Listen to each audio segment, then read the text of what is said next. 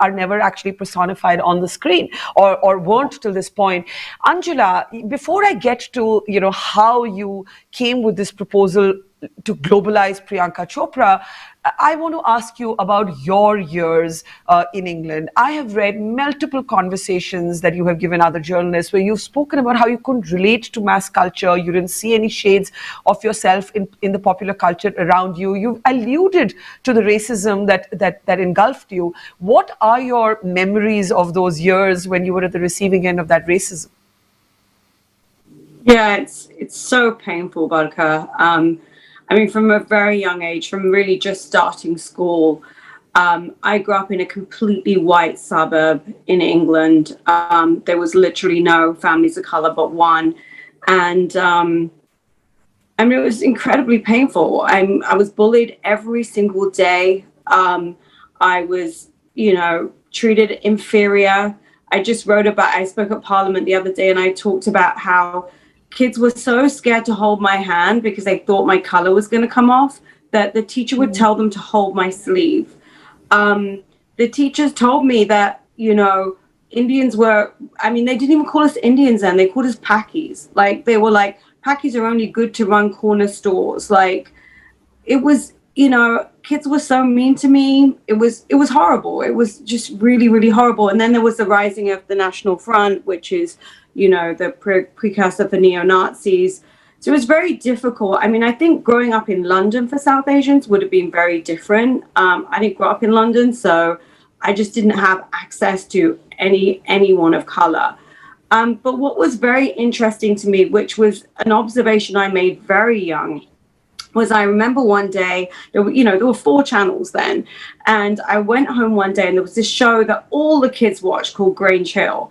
And I went home and everyone would watch Grange Hill. And they suddenly had this Indian family, Pakistani family come on. And I was dreading it. I was like, oh my God, what's this Pakistani family going to be like? Of course, the father owned the corner shop in this neighborhood that Grange Hill was set. And there was a daughter. And the daughter had to be a virgin. And the father saw the daughter in this show walking down the street with this white boy and decided to drag the daughter home and take her to the doctors to check that she was still a virgin. And true story. And the next day at school, I was bullied so hard. Like, the kids were like, is that what your dad does to you? Like, you've got to be a virgin. Like, people bullied me so hard, literally every corner of the school. I ran away from school that day because I didn't want to be there. It was so horrible. And I remember coming home and thinking, I hate that show. I'm never going to watch it again. And how dare they do that to me? Like, I just remember thinking that show was responsible for the day that I had at school, which was so bad.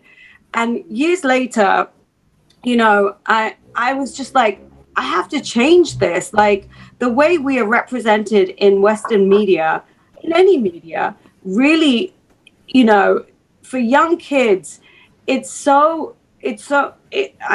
makes me very emotional. It's hard to talk about, but it's like how people decide to treat you based on what they see on television, these gross stereotypes, these horrible images of us. But by the way, not even written by us, like, not created by us, not written by us, and written by people that are not us and decide our fates in many ways. So it was really challenging. What's really important about what you're saying, and I know it's painful to recount, is that culture has real consequences. It's like people say, what you say on social media, doesn't spill over? It spills over. If there's hate online, it inevitably spills over offline. And what happened with you, that racism, that stereotyping on screen had real consequences. And that should teach us to never see this as entertainment, but actually something that shapes us, forms us, and forms our society and the reality around us. And Anjula, going from there to being the person who comes to India to convince Priyanka Chopra to go global, I mean, that is an incredible arc. Yeah. The crazy thing about the situation with Priyanka was, to be honest, I don't watch very much Indian content, like Hindi movie content. I would go back to England. I was living in America. I would go back to England. My parents consume it. And randomly, I just saw Priyanka on TV. I wasn't even in the business at that point. I was literally just working in venture capital in Silicon Valley, investing in companies. I had nothing to do with the business. And I don't know what it was. I saw her on television and I asked my mom who she was. And my mom was like, oh, that's Priyanka Chopra. And she's like this huge star in India. And in my head, something just twigged. And it's so funny when people say to me, why do you invest in that founder? Or why do you, I mean, same with Lady Gaga. I met Lady Gaga before anybody even knew who she was. And I told Jimmy Iovine, who ran Interscope Records, that she'd be the next Madonna.